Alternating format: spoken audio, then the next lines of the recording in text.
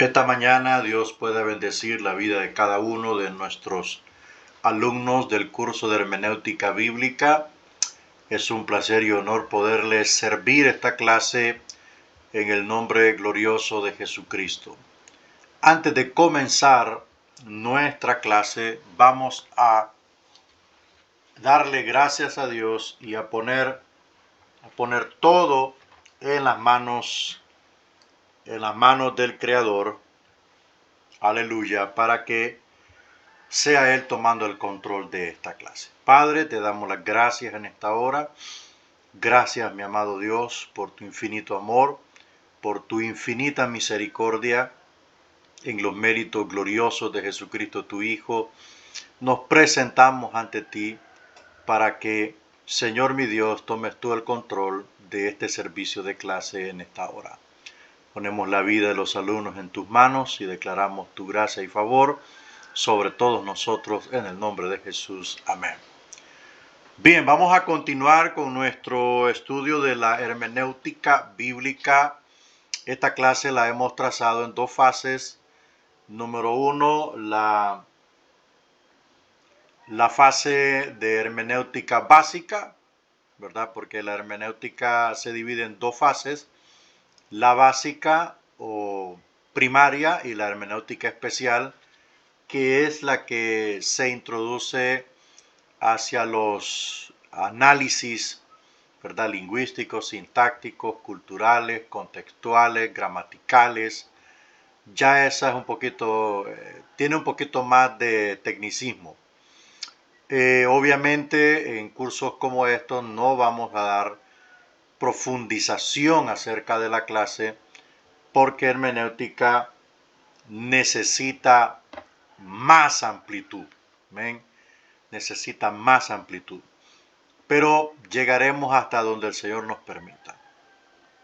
Hoy veremos las disposiciones necesarias para el estudio de las Escrituras, las calificaciones del intérprete de la Biblia.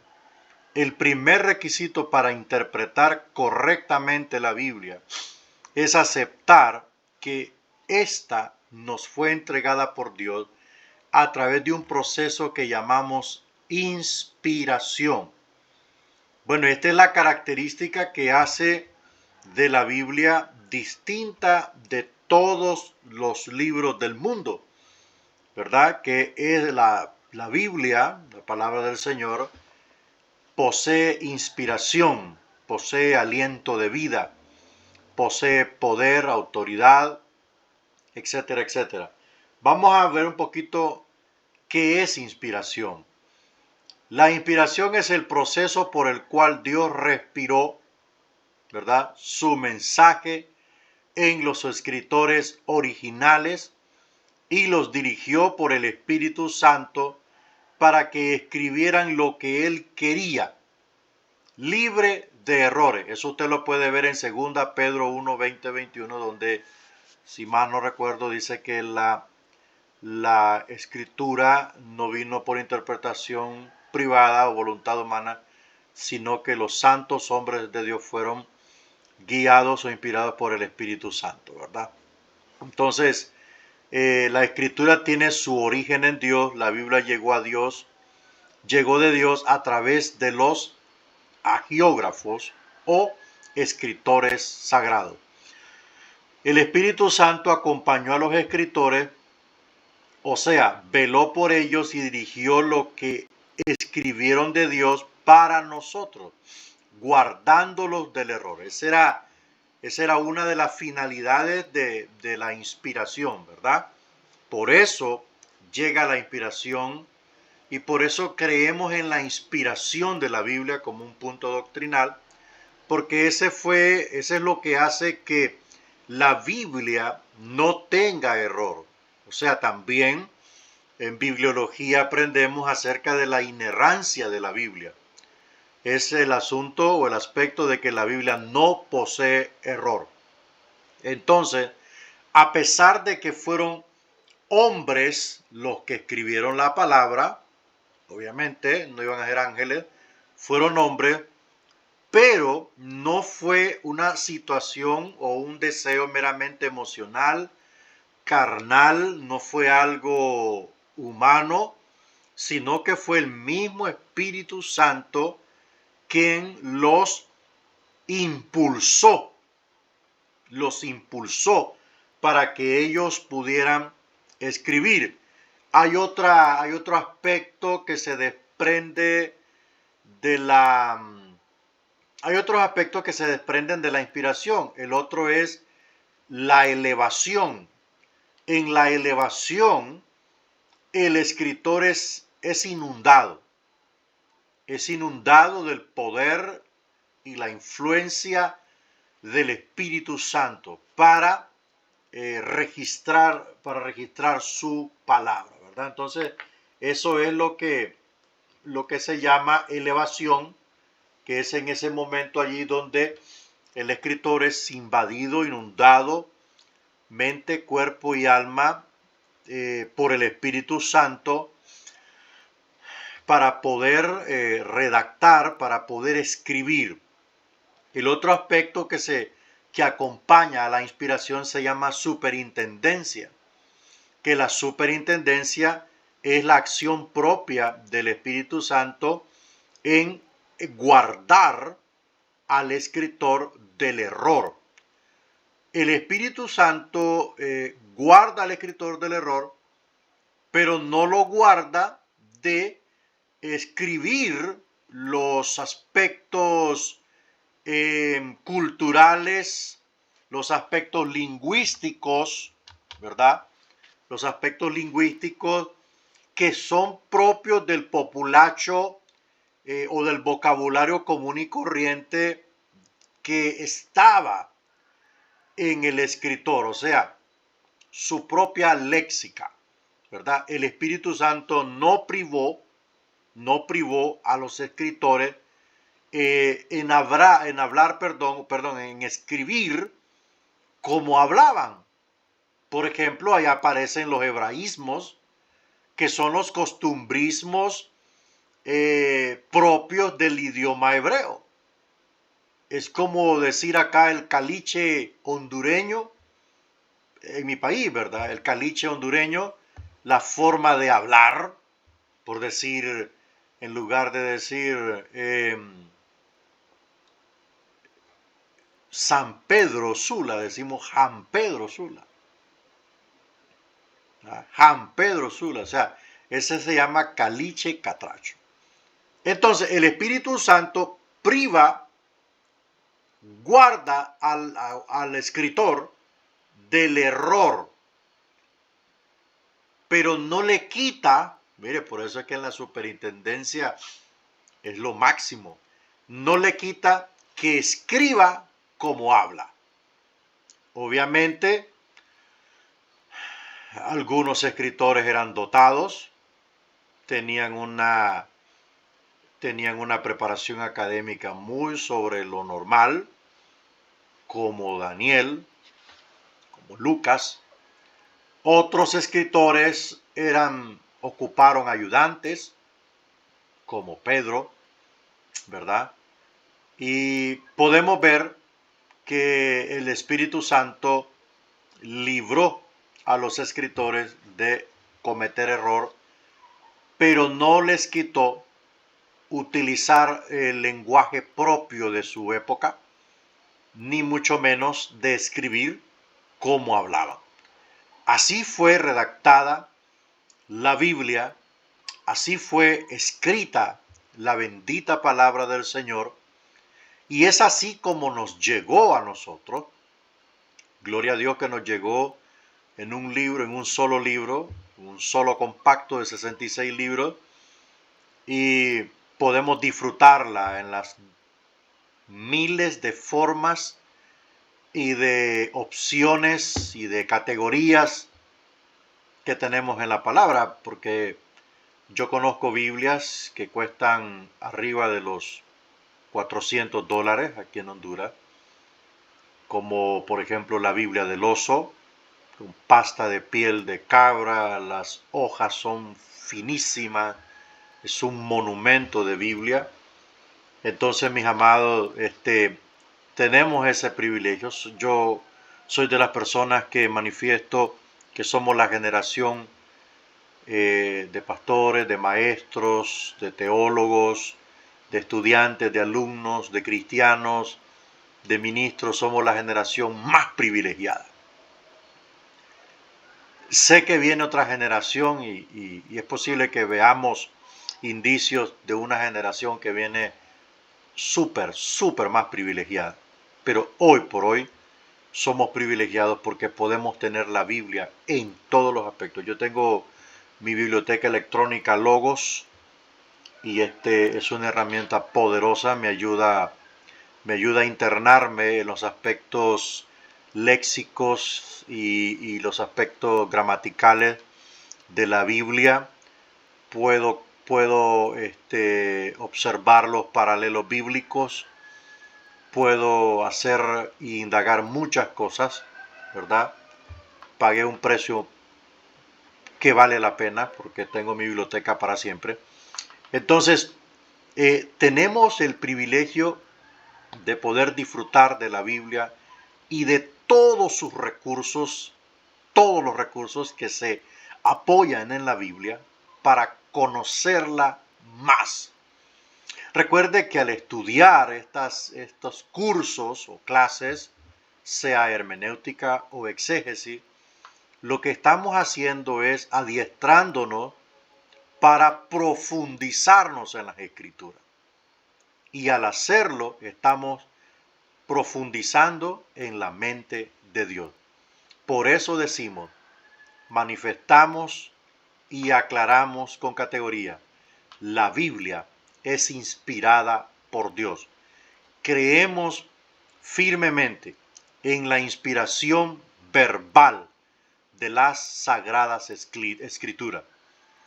Dios habló y los escritores plasmaron en papel, en arcilla, en pieles, en lo que sea, su bendita palabra.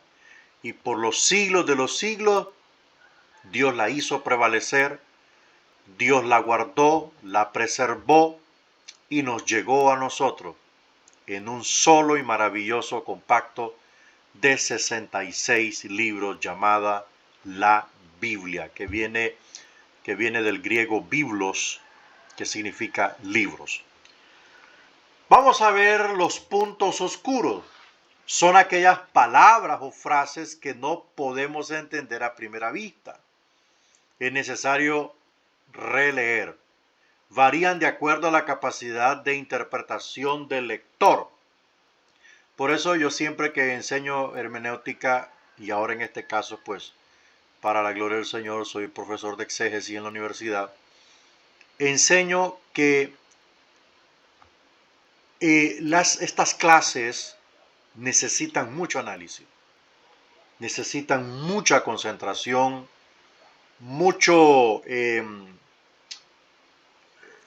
¿cómo se llama? Mucho reciclaje, porque usted puede contemplar mucha información que esté consultando para advertir un argumento hermenéutico o exegético, pero necesita clasificar la información, desechar la que no ocupa, necesita clasificar esa información y introducirla dentro del argumento interpretativo y que esta información no altere ni distorsione lo que nos está mostrando el texto. No solamente es tomar una información y meterla, no, tiene que encajar. Los puntos oscuros en la palabra del Señor son aquellas palabras que son clave dentro del texto. También otros le llaman palabras clave, ¿verdad? Hay una Biblia de Reina Valera que se llama la palabra clave, que tiene Strong y tiene griego y hebreo para consultar en ella y poder investigar, porque las palabras claves pueden ser verbos, pueden ser adjetivos, pueden ser conjunciones, pueden ser preposiciones, pueden ser sustantivos, pueden ser vocablos, ¿verdad?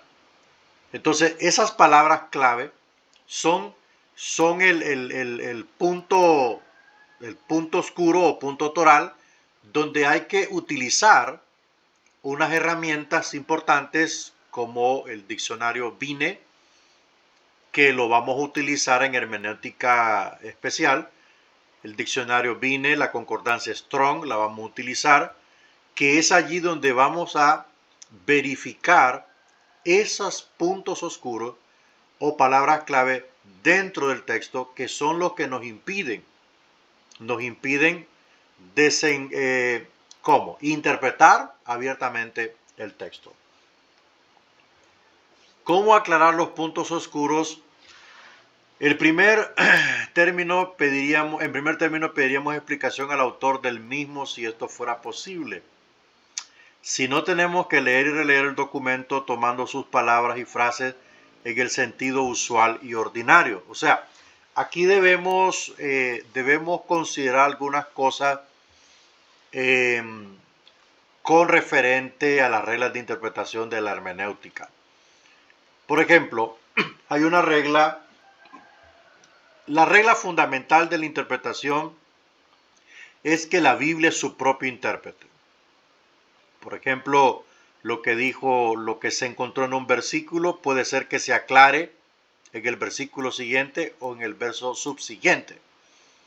O sea, esa se llama la Biblia se interpreta sola. ¿Ok? Ella es su propio intérprete. Pero, cuando nosotros queremos hacer una interpretación más profunda de la palabra de Dios, contemplando los contextos, contemplando el marco histórico, contemplando el contexto bíblico, el contexto literario, el género literario del libro, el género literario del pasaje, contemplando el propósito del autor, el escritor, perdón, el tema principal del libro, las características especiales encontradas en el libro, la posición geográfica en donde estaban los destinatarios y donde estaba el escritor, el contexto social del escritor en el momento de redactar el texto, las circunstancias que estaban atravesando los destinatarios, cuál era la relación del escritor con los destinatarios, qué costumbres culturales rodeaban a los destinatarios, en qué lugar vivían o residían los destinatarios. Entonces, para hacer todo eso, necesitamos echar mano de la hermenéutica y de la exégesis. Eso es de acuerdo a los contextos, pero si nos vamos nosotros a la cuestión lingüística y gramatical, la hermenéutica especial nos da un poco de luz para investigar qué quiso decir el escritor. Entonces, cuando dice aquí que muchas veces debemos tomar las palabras en sentido usual y ordinario, no se está llevando a que, por ejemplo, si en la Biblia roca, si en la Biblia encontramos un texto donde dice que es roca, no tratar de darle un significado espiritual, porque el significado lo determina el texto, lo determina el contexto y lo determina la oración donde está la palabra. Por eso digo que estas clases interpretativas son muy analíticas y nosotros tenemos que concentrarnos firmemente en lo que estamos haciendo. Debemos buscar su significado y aclaración por las palabras unidas a la oscura y tal, en donde va la oración, donde está el curso, el flujo de la oración, ahí está la palabra oscura, ahí empezaremos a determinar su significado. O si no, el conjunto de la frase. Si todavía no hallamos el significado, leemos las frases anteriores que rodean al punto oscuro. Luego consultaríamos todo el párrafo o el pasaje.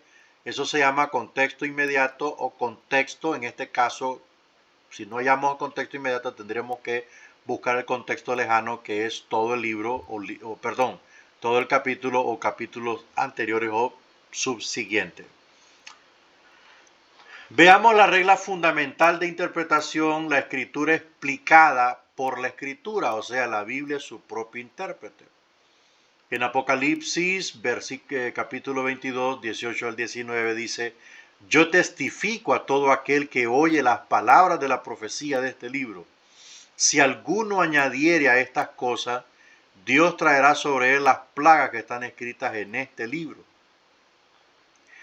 Y si alguno quitara de las palabras del libro de esta profecía, o sea, de Apocalipsis, Dios quitará su parte del libro de la vida y de la santa ciudad y de las cosas que están escritas en este libro.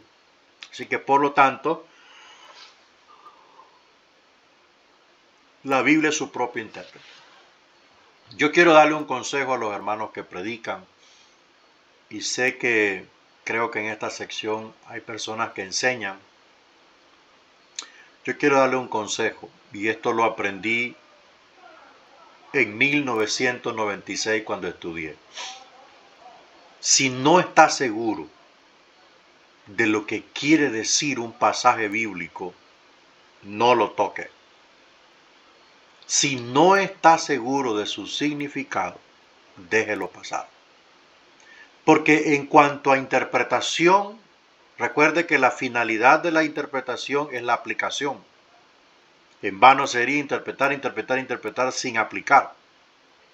Debemos interpretar para aplicar la palabra a nuestro contexto.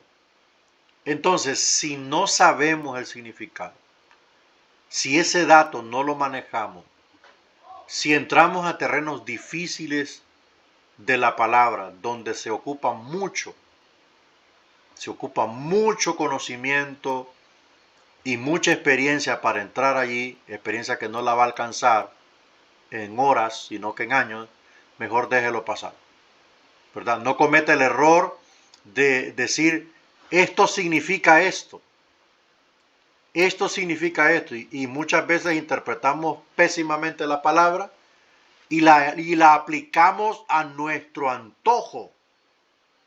La palabra no debe de ser interpretada ni arbitrariamente, ni mucho menos aplicarla antojadizamente.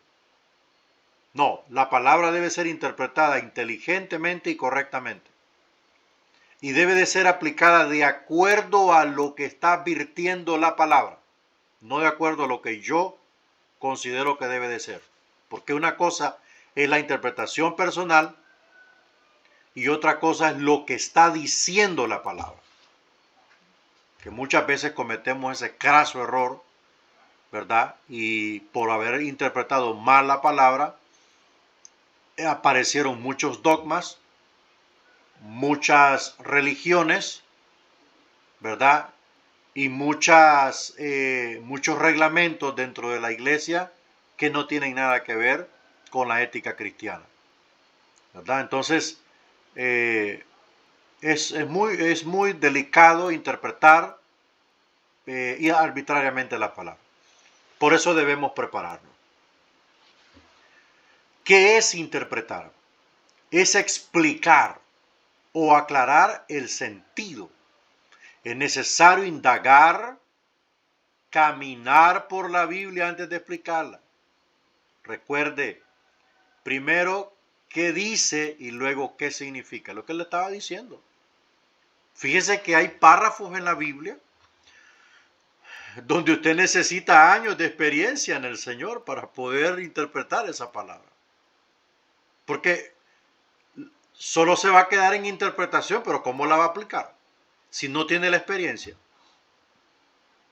Entonces, hay terrenos donde yo le sugiero que si no maneja no domina esos campos, apártese. No trate de aparentar que sabe cuando no sabe ni papá. Abóquese a lo que pueda manejar. Allí concéntrese. Hay muchos recursos en la Biblia, muchos libros en la Biblia donde podemos hacer interpretación de la palabra. Tengan mucho cuidado. Tengan mucho cuidado también con las palabras de Jesús, que han sido muy mal interpretadas. Tengan mucho cuidado, ¿verdad? Imagínese usted que hay instituciones cristianas en donde la mujer no puede opinar ni predicar, ¿verdad? Porque se malinterpretó aquel texto que dice, no le permito a la mujer que predique y enseñe. En la iglesia de Dios, dice. ¿Verdad? Entonces, hay algo importante que nosotros tenemos que tener cuidado. Se necesita el reconocimiento del aspecto cultural e histórico del por qué Pablo dio eso, por qué sucedió eso, por qué, ¿verdad? ¿Por qué? Pero en otros lados vemos a la hermana Febe predicando, en otros lados vemos a la hermana Priscila predicando, en otros lados le dice a Evodia y a Sintique que se pongan de acuerdo, ¿verdad? Porque hay que trabajar en el Señor. O sea, pero allí explícitamente allí Pablo prohibió, ahí en esa iglesia Pablo prohibió. Pero se malinterpretó y nacieron denominaciones que dijeron, no, la mujer no debe predicar, miren, no debe predicar en el altar. Pero yo he predicado en congregaciones así, ¿verdad? En mi tiempo, prediqué yo, apoyé a algunos pastores. ¿Y qué sucede? Las hermanas en la iglesia no podían predicar, pero sí podían predicar en los hogares. Sí podían predicar en los hogares. Entonces, ¿cuál es el problema ahí? ¿Cuál es el problema si Dios está en todas partes? ¿Verdad? Si es irreverencia de parte de la mujer predicar delante de los hombres, lo va a hacer en la iglesia y fuera de la iglesia.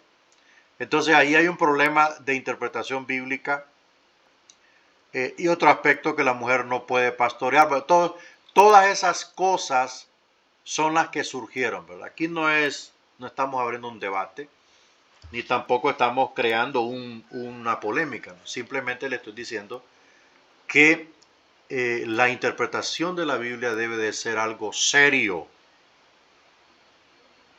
Cuando estudiamos homilética en el segundo semestre, nos vamos a dar cuenta de qué es lo que me motiva a predicar. ¿Qué es aquello que me motiva a predicar o que me lleva a la predicación? Es tener algo importante que decir. Pero yo me voy a amparar en una interpretación sana y en una interpretación confiable. Predicador que no sabe interpretar. Maestro que no sabe interpretar. Mentor que desconoce la hermenéutica. O como uno se burlan que le llaman la catreca, que Dios les perdone su pecado, porque pecan por ignorantes. Todo predicador que desconoce la hermenéutica andará interpretando bobadas y enseñando aberraciones personales. Eso es lo que va a suceder, ¿verdad? Entonces, recuerde, interpretamos correctamente y aplicamos correctamente. Requisitos para interpretar la palabra: acepta el sentido literal de las palabras. Por eso utilizamos el método gramático histórico de interpretación de la palabra. Porque el método gramático histórico nos ayuda a interpretar literalmente la palabra hasta que llegamos a una parte donde ya no es literal, sino que tiene aspecto histórico, tiene lenguaje figurado, tiene un punto oscuro.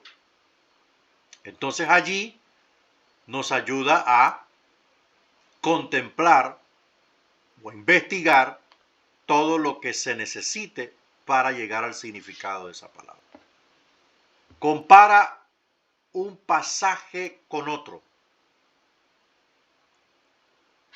Acuérdate del fin o propósito de las Escrituras. Examine siempre el contexto de un pasaje. Para eso se necesita una Biblia de estudio. Acepta la Biblia como una revelación de Jesucristo. No espere siempre comprenderlo todo. Correcto. No espere siempre comprenderlo todo. Necesita mucho. Hermano, de prima a primera que usted conozca esta clase no lo va a comprender todo. Necesita mucha lectura, mucha enseñanza, mucha academia, mucha formación, mucha experiencia para comprender un porcentaje de la palabra. Busca a cada paso la iluminación del Espíritu Santo. Yo sin la iluminación del Espíritu Santo estoy cruzado. No. Yo no puedo ni predicar, ni interpretar, ni enseñar si no es con la iluminación del Espíritu Santo. No. Aunque ya conozca muchos libros de estas clases que he dado, que ya casi me lo sé de memoria. No. Necesito la guianza del Espíritu Santo de Dios. Veamos la regla número 1 para la interpretación. En cuanto sea posible, tome las palabras en un sentido usual y ordinario. O sea, no le vamos a buscar 6 pies al gato cuando solo tiene 4 patas, perdón. O sea, llamaremos literal a lo que es literal. El usual es conocido, común, se repite constantemente. El ordinario es raíz de la palabra orden, sentido literal, básico, corriente. Tomaremos las palabras en un sentido usual y ordinario. Diferencia entre lo usual y lo ordinario. Hay que tener presente que el sentido usual y ordinario no equivale siempre al sentido literal. No siempre lo podemos llevar a lo literal porque podemos ofender o podemos trastornar el significado del texto. Cada idioma tiene sus modos propios y peculiares de expresión y tan singulares que si se traducen al pie de la letra se pierde o destruye completamente el sentido real y verdadero. Por ejemplo, el método literalista no contempla aspectos históricos, no contempla aspectos gramaticales, todo es literal. El hiperliteralista, todo es literal, ¿verdad? Entonces, ¿qué pasa cuando todo es literal? Las lecciones doctrinales o las enseñanzas espirituales que está virtiendo el texto son eclipsadas por lo literal. O el método puramente histórico, solo es reconocimiento de lo histórico, pero no llama a lo literal y no nos da el espacio para contemplar e investigar aquellas partes, aquellas palabras que están en lenguaje figurado, como ya lo mencionamos, los puntos oscuros, porque solo se dedica a lo que es historia, ¿verdad? A lo que es puramente historia. También hay otro método que es el método sistemático. El método sistemático es que se obliga al texto a encajar en un sistema. Por ejemplo, vaya, que la mujer se tape, lo que dijo Pablo, creo que en Corinto. O sea, crearon el sistema y lo hicieron que la palabra del Señor entrara en el sistema. Y lo aplicaron generalmente, cuando solo fue en ese momento. Eso no es un requisito de fe. Solo fue allí, ¿verdad? Fue allí, ¿por qué? Porque por las mujeres de Corinto se estaban convirtiendo, venían de servir en el Partenón, venían de servir en el templo de la diosa, no recuerdo el nombre, la diosa Artemisa, y ellas eran sacerdotisas y ellas eran las que mandaban ahí en el templo pagano de Artemisa. Entonces ellas querían imponer también su criterio en la sociedad, dentro de la iglesia. Ellas querían hablar y querían opinar y querían alzar la voz, y esto estaba produciendo un escándalo en la sociedad porque en la iglesia estaba ocurriendo esto cuando no debía ser así. Entonces, como era un aspecto cultural, Pablo dice que calle. Si quiere preguntar algo, pregunte en casa, ¿verdad? Pregunte en casa y que se tape la cabeza como señal de sujeción.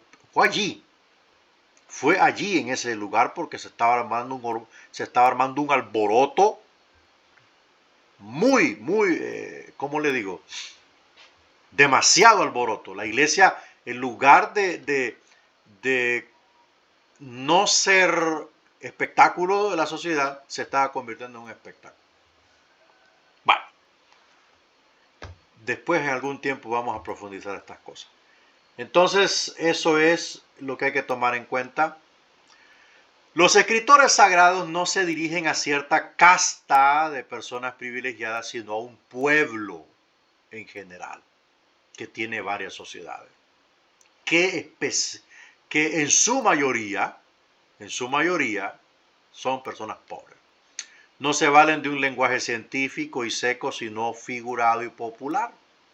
Debido al lenguaje figurado encontramos figuras retóricas, ahí está, creo que lo vimos en exégesis, no sé si es el olvido del exégesis, figuras retóricas, símiles, parábolas, expresiones simbólicas, encontramos tipos, encontramos sinecdoques, encontramos prosopopeyas, encontramos ironías, encontramos alegorías, etcétera, etcétera.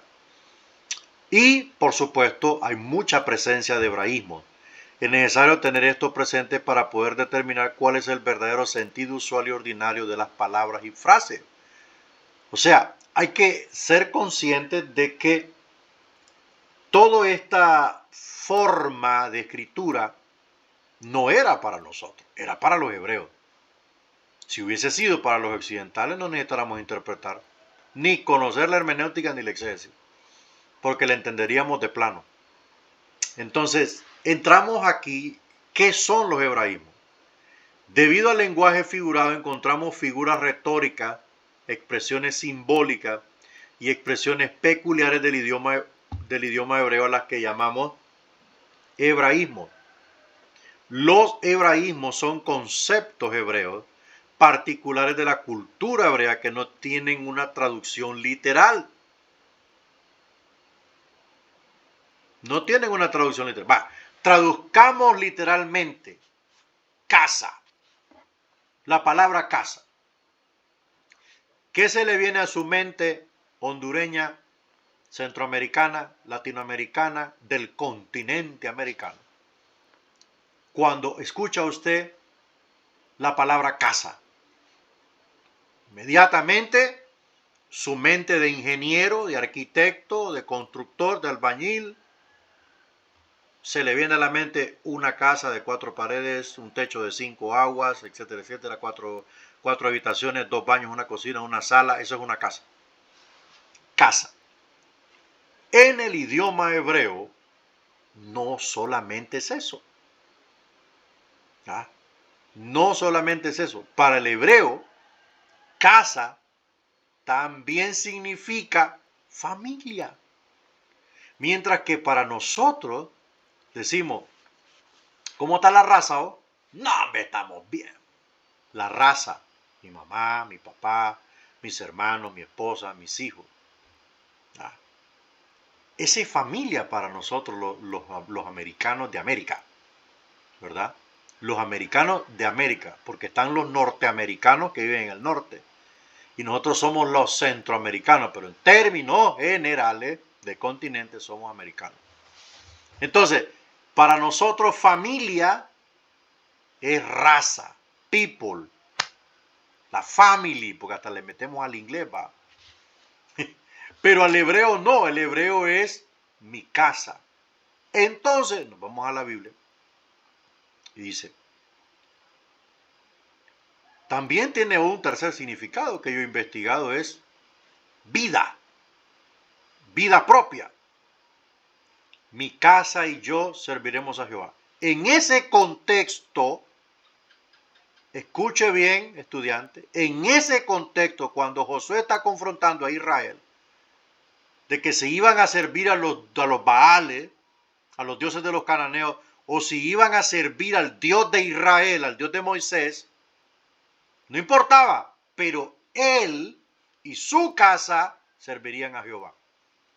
Entonces, los hebraísmos no tienen una traducción literal. No podemos decir allí, interpretar, sí, hermano, es que Josué dedicó su casa para que hicieran cultos. Ay, no, eso está más tirado de los pelos que la chimoltrufia. No, eso no quiere decir eso. Quiere decir mi familia y yo serviremos a Jehová. a Jehová, como dice Michael Root. Entonces, en el hebreo, ese hebraísmo casa, allí en ese contexto, significa familia. Ah, pero mire lo que dice Jesús. Sí. Ay, hermano, espero no preocuparlo, Mire lo que dice Jesús. Mire, cualquiera pues que oye mis palabras y las pone por obra, le compararé a un hombre prudente que cavó y profundizó y plantó su casa. Plantó su casa. Y vinieron tempestades, vinieron ríos, y su casa no cayó porque estaba plantada sobre la roca. Pero cualquiera que oye mis palabras y no las pone por obra, le compararé a un hombre que cavó sobre la arena, plantó su casa sobre la arena. Vino la tempestad, vinieron los ríos, vino la tormenta, la inundación, y su casa cayó y fue grande su ruina. Entonces, allí en ese contexto, volvemos a encontrar la palabra casa, o el hebraísmo casa, ¿sí? Pero en ese contexto, ya ahí casa no es familia, porque está diciendo, mire el contexto de la palabra casa, cualquiera pues que oye mis palabras y no las pone por obra. Entonces, eso está indicándonos que está hablando de una persona. Entonces, Jesús utiliza la construcción de una vivienda metafóricamente para compararlo con la vida de una persona que basa su vida espiritual sobre lo fácil. Cuando venga el tiempo de la angustia, de la prueba y la dificultad, se va a desboronar porque no tenía fundamento. ¿Verdad? Entonces, ¿qué pasaría con esa persona, con ese discípulo? Ese discípulo fracasaría porque no plantó su casa, su vida espiritual sobre la palabra de Dios, sino que se fundamentó, se alimentó de emociones, se alimentó de baile, se alimentó de borrachera espiritual, se alimentó de culto, se alimentó de todo menos de poner por obra la palabra. Cosa diferente con el que oyó la palabra y la puso por obra. Lo compara metafóricamente el Señor, el Maestro, amén, con un constructor, con un hombre inteligente. Dijo, bueno, no, la arena no, porque si yo pongo mi casa en la arena se me cae. La voy a buscar el fundamento, voy a buscar profundidad y voy a encontrar la roca allí. Aquí está la laja, la roca. Aquí voy a empezar a fundir y ahí voy a tirar paredes. Y vinieron las dificultades, las pruebas, los problemas, las angustias, y la casa quedó intacta. ¿Por qué? Porque plantó su casa, su vida, sobre las doctrinas fundamentales, promesas históricas e infalibles de la palabra de Dios. Entonces, si empezamos a traducir los hebraísmos, literalmente nos vamos a ir por un precipicio sin fin y nunca encontraremos el orden de la palabra ni su significado. Entonces, mis amados, yo le voy a pedir una tareita de los hebraísmos, ¿verdad? Y su significado dentro del texto y su contexto, para que vaya calentando motores, amén, vaya calentando motores acerca de esta clase. Aquí tenemos ejemplos de hebraísmo, usted ya puede checar ahí, por ejemplo, y miró Dios la tierra y aquí que estaba corrompida porque toda carne, según hebraísmo, carne, había corrompido su camino es el hebraísmo allí. Hay otro texto, mire, si tu ojo es bueno, otro hebraísmo, sácalo de tu cuerpo. Conoció Adán a su mujer Eva, ¿verdad? También está otro hebraísmo cuando dice, y conoció Caín a su mujer, ese es otro hebraísmo. Entonces ahí usted va a encontrar los hebraísmos en la palabra del Señor. Voy a tratar de ayudarle un poquito para mandarle la dirección o el enlace donde hallarlo, y ahí usted se la juega. Regla número 2 de interpretación: es del todo preciso tomar las palabras en el sentido que indique el conjunto de la frase. Solamente, bueno, dice aquí el ejemplo, solamente oían decir, aquel que en otro tiempo nos perseguía, ahora predica la fe que en otro tiempo asolaba. Gálatas 1:23. Entonces, tome las palabras en el sentido que indique el conjunto de la frase. Entonces aquí podemos ver nosotros, aquí, aquel que en otro tiempo nos perseguía, ahora predica la fe que en otro tiempo asolaba. ¿Verdad? Entonces aquí la fe no es fe de amén, orar y se sana un enfermo. No es una fe como la fe de la mujer cananea, como la fe de Abraham. No, aquí está hablando de religión. Aquí fe es creencia en términos de religión. Aquí fe es el evangelio, ¿verdad? Antes perseguía la religión cristiana, ahora predica la religión cristiana. Entonces, a una palabra, para que le hallemos el significado, toma un sentido diferente de acuerdo al conjunto de la frase, ¿verdad? Vamos a ver otro ejemplito ahí, ya este es el último. Ejemplo de la regla 2. Por cuanto ha establecido un día en el cual juzgará al mundo con justicia por aquel varón a quien designó, dando fe, mire, siempre el mismo, a todos con haberle levantado de los muertos, dice Hechos 17:31. Entonces, ¿qué sucede? Aquí fe ya no es ni religión, aquí fe ya no es fe de hacer milagros, sino que aquí dando fe es dando testimonio, ¿verdad? Dando testimonio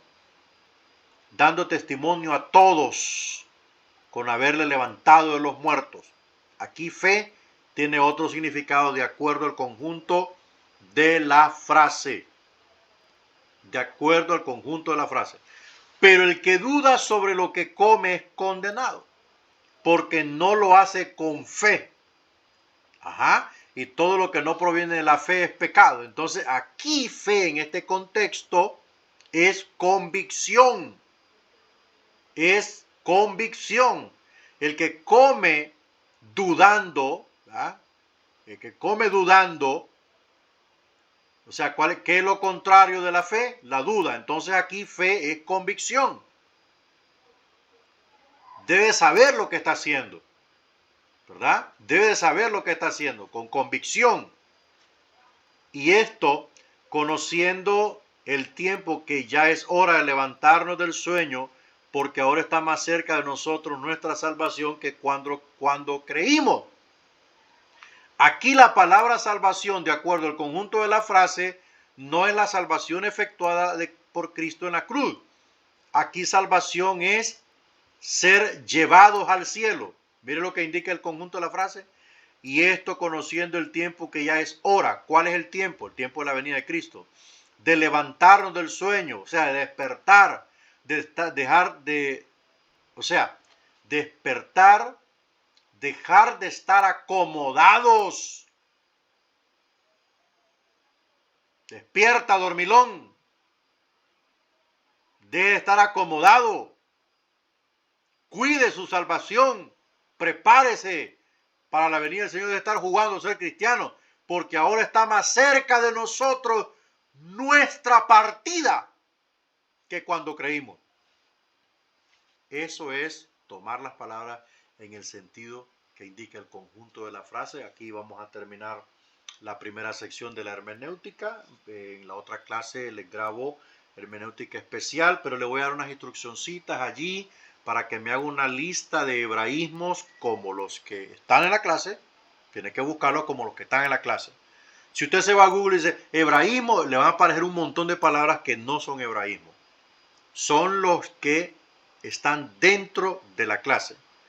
Vea la clase primero, vea los ejemplos de hebraísmo y me los busca, me hace una lista y me los interpreta de acuerdo al conjunto de la oración.